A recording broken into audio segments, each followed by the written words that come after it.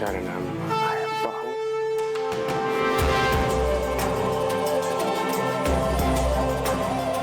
स्वामी शरणम अयप्पा।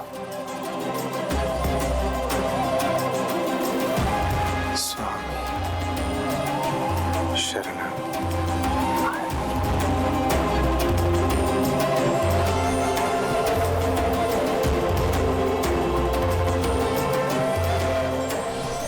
मकर संक्रांति के उस पावन दिवस पर प्रभु अयप्पा एक दिव्य ज्योति के रूप में उस मंदिर में स्थित हो गए।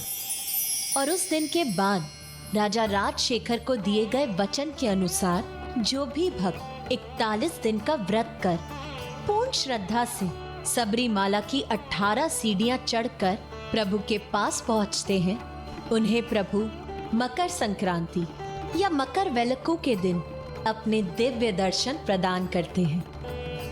हर वर्ष मंडल पूजा के 1 माह और महाविश्वा संक्रांति के 1 दिन और हर माह के प्रथम 5 दिन प्रभु के मंदिर के द्वार भक्तों के लिए खुले रहते हैं। यदि ये मुझे पहले ज्ञात होता तो मैं पिताश्री के व्रत में सम्मिलित हो जाता। व्रत की इच्छा हो तो कभी भी विलंब नहीं होता पुत्र। जाओ, तुम अभी भी जाकर अपने पिताश्री के साथ ये व्रत कर सकते हो। धन्यवाद माँ।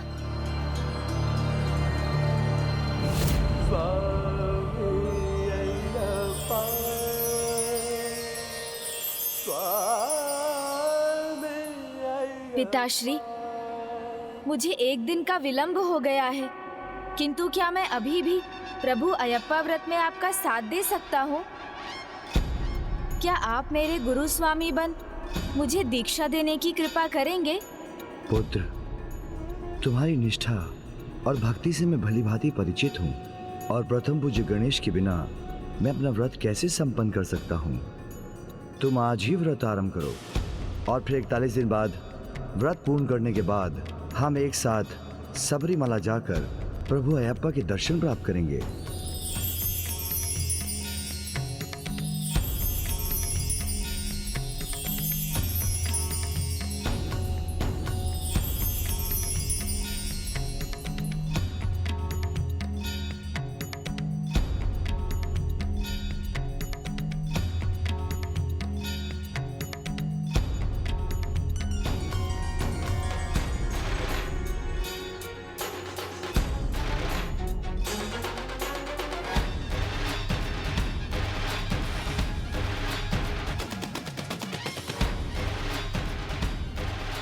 स्वामिये शरणम अयप्पा। स्वामिये शरणम अयप्पा।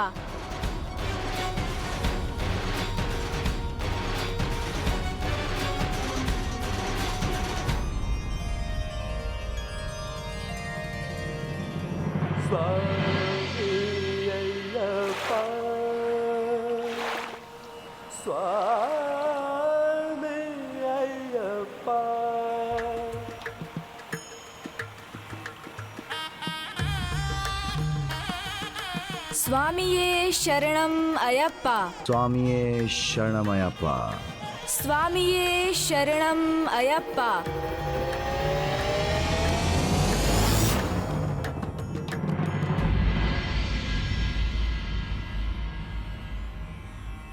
पुत्र, अब हमारी सबरीमाला की यात्रा का समय हो चुका है।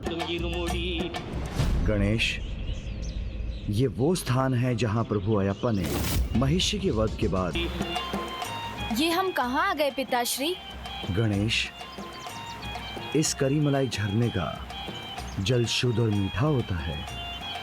इसे स्वयं प्रभु अयप्पा ने अपने स्वामी शरणप्पा पेरिया नाई वत्तम, ये वो स्थान है गणेश जहाँ प्रभु अयप्पा ने उस मदमस्त गज को अपनी सवारी बनाया था। प्रभु अयप्पा की दिव्य लीला से जुड़ी ये यात्रा अत्यंत सुखद है। स्वामी शरणम अयप्पा। स्वामी शरणम अयप्पा। ஐயப்பனின் இருமுடி அருமலையாம் சபரி நோக்கி பயணம் செல்லும் இருமுடி।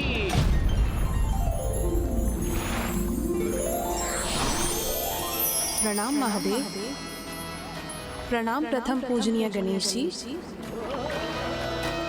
पुत्र गणेश, पवित्रता की प्रतीक देवी गंगा के समान ये पावन पम्मा नदी है। प्रभु श्री राम ने अपने पिता महाराज दशरथ जी का तर्पण इन्हीं के जल में किया था।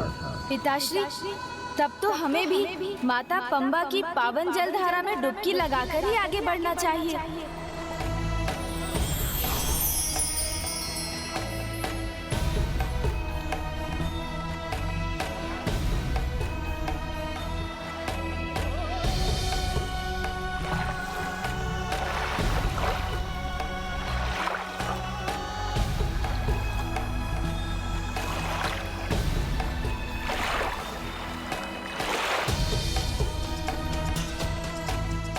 पुत्र गणेश, ये सबरी पीठम है। ये उस स्थान का प्रतीक है जहां भक्त शबरी और प्रभु अयप्पा की भेंट हुई थी। स्वामी शरणम अयप्पा। स्वामिये शरणम अयप्पा।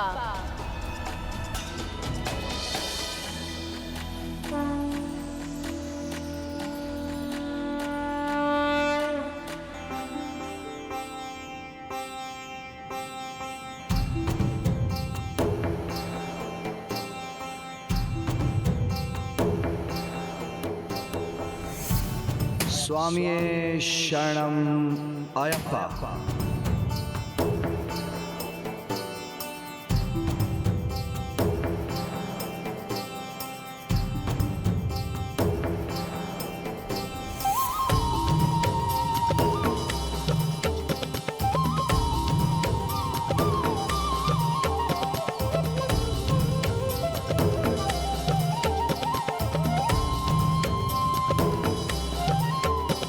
प्रणाम स्वामी अयप्पा। प्रणाम स्वामी अयप्पा।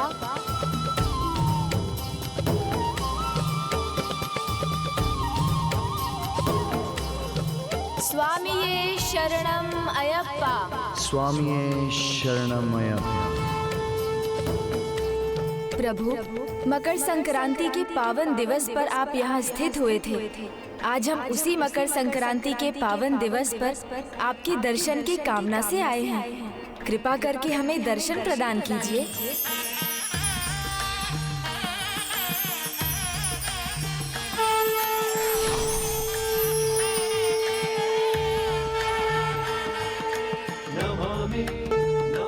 प्रणाम पिताश्री।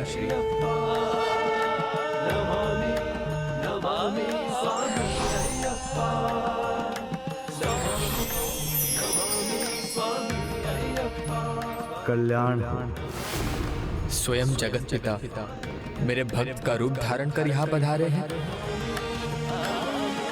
अपने ही इस अंश को इतना सम्मान देकर आपने मुझे भाव विभोर कर दिया है। सत्य है, सर्वोच्च होने का प्रमाण शक्ति नहीं विनय है। किंतु भ्राता गणेश के साथ आपने मेरा व्रत किया और सबरीमाला की यात्रा भी संपन्न की। ये कैसी लीला है पिताश्री? अहंकार शक्ति का हो या वैभव का, व्यक्ति को भक्ति से दूर कर भोग विलास की ओर ले जाता है। कलयुग में स्वीकार का प्रभाव व्यक्ति के ऊपर अपने चरम पर होगा और तब मेरे द्वारा किए गए इस व्रत को ध्यान में रख मानव पुनः भगवान की भक्ति में लीन हो सकेंगे। हाँ भ्राता, सादा सरल जीवन ही हमें ईश्वर के निकट लाता है। पिताश्री ने ये व्रत जिस नियम, सादगी, भक्ति और अनुशासन से किया है, वो सभी पृथ्वी वासियों के लिए एक सीख होगी। और आपके इस योग मुद्रा में विराजमान होने का भी लाभ आप भक्तों को प्राप्त होगा, जो निर्भयता का, मस्तिष्क के पूर्ण नियंत्रण में होने का प्रतीक है। और आपके चरणों की मुद्रा व्यक्ति के भीतर अनुशासन का ज्ञान जागृत करता है।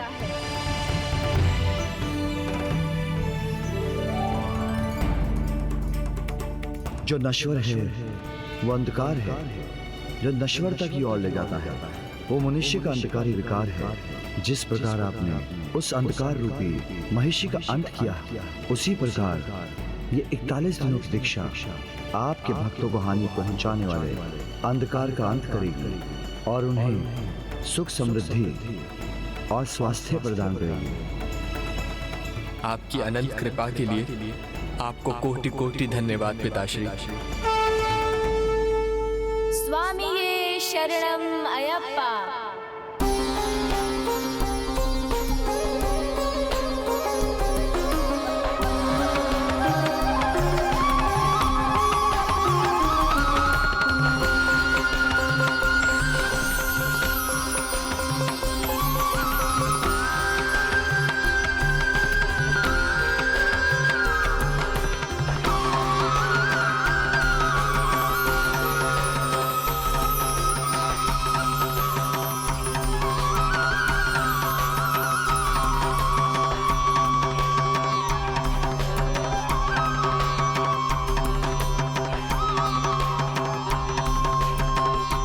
अद्भुत है प्रभु की लीला।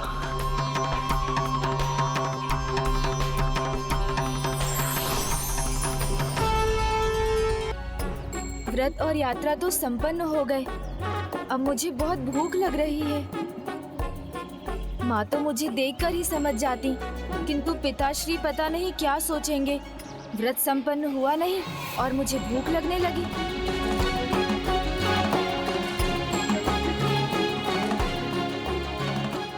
मुझे तो यहाँ हर स्थान पर अपने प्रिय भोजन मोदक की ही आकृति दिखाई दे रही है।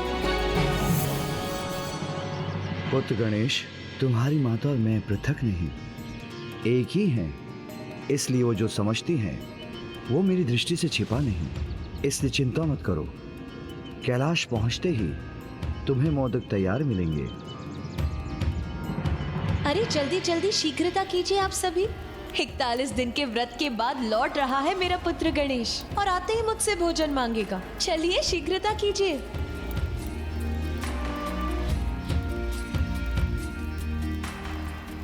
नंदी जी शीघ्रता कीजिए।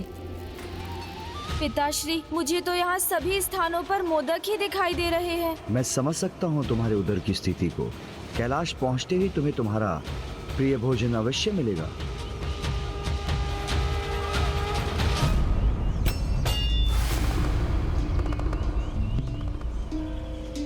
किंतु आप यहाँ क्यों रुक गए पिताश्री? पुत्र, जिस प्रकार तुम्हारी भूख तुम्हें विचलित कर रही है, वैसे ही यहाँ के निकट कोई दिव्य आत्मा किसी अन्य कारण व्यथा में है। ओम नमः शिवाय। ओम नमः शिवाय। ओम नमः शिवाय। ओम नमः शिवाय। पता नहीं, ऐसा आभास हो रहा है कि अभी भी कुछ अपूर्ण है। हे प्रभु, मेरा मार्गदर्शन कीजिए।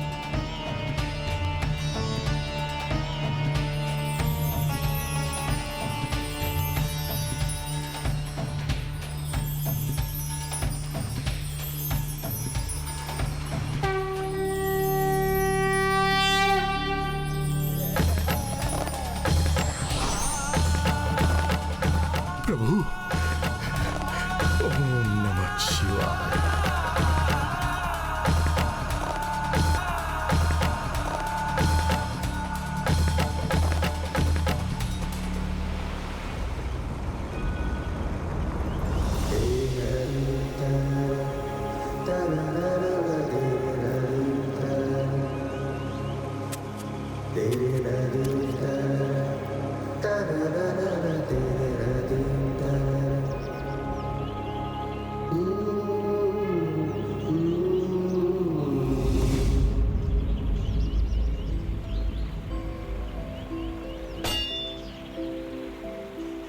प्रणाम ऋषिवर।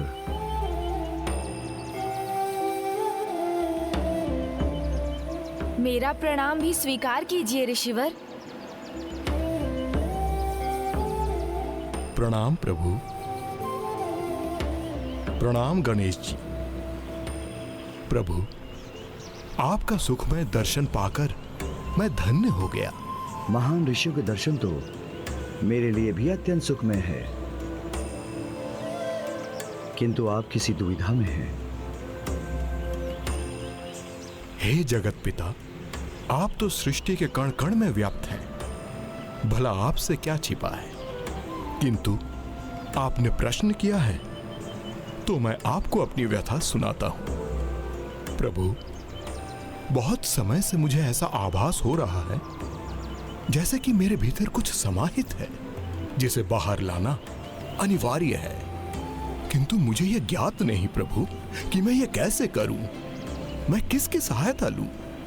किसी भी नए सृजन से पहले व्यक्ति को अनेकों दुविधाओं का सामना करना पड़ता है, किंतु समय के साथ उनका हल भी प्राप्त हो जाता है। मुझे विश्वास है आप भी शीघ्र ही किसी महान रचना का सृजन अवश्य करेंगे और आपके सहायक और मार्गदर्शक बनने के लिए सृष्टि रचयिता ब्रह्मदेव से उपयुक्त भला और कौन होंगे। धन्यवाद प्रभु, मेरी एक ही पुकार पर आपका मुझे दर्शन देकर मेरा मार्गदर्शन करने के लिए कोटि कोटि धन्यवाद प्रभु। प्रभु, अब मुझे आज्ञा दीजिए। प्रणाम प्रभु। प्रणाम ऋषिवर। प्रणाम प्रथम पूज्य गणेश जी।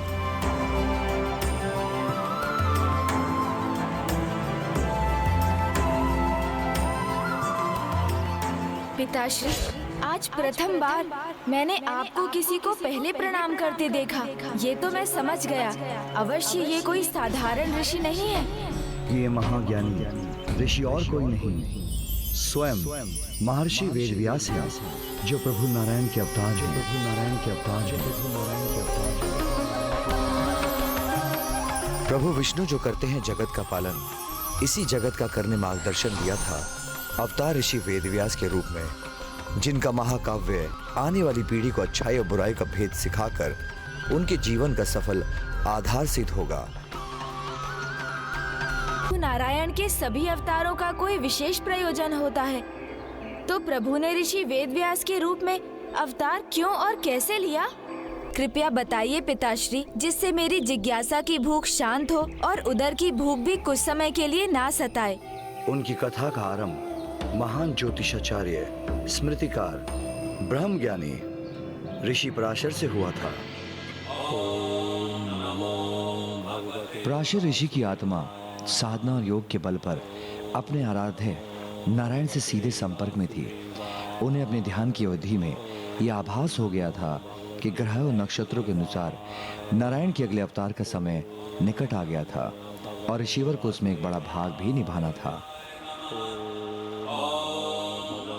किसी अवतार का अवतरण अकारण और सरलता से नहीं होता है। योग्य पात्र को उसमें एक बड़ी भूमिका निभानी पड़ती है।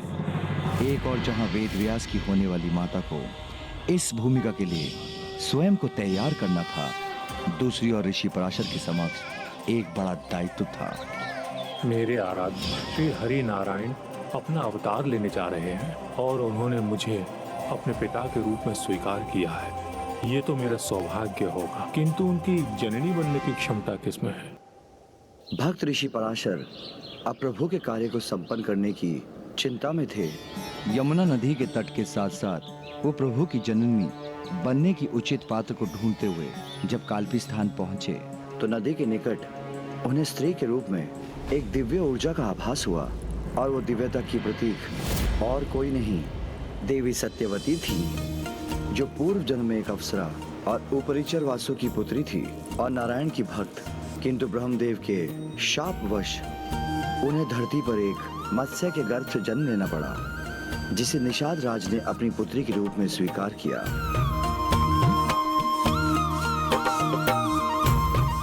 जब देवी सत्यवती से मत्स्य गंध उन तक पहुंची तो ऋषि पराशर दिव्य दृष्टि से देवी सत्यवती के जीवन से परिचित हो गए। ऋषिवर को ज्ञात हुआ कि देवी सत्यवती का जन्म एक मत्स्य से हुआ था, इसलिए मत्स्य गंध उनसे अभिन्न थी, इसलिए उन्हें मत्स्य गंधा भी पुकारा जाता था।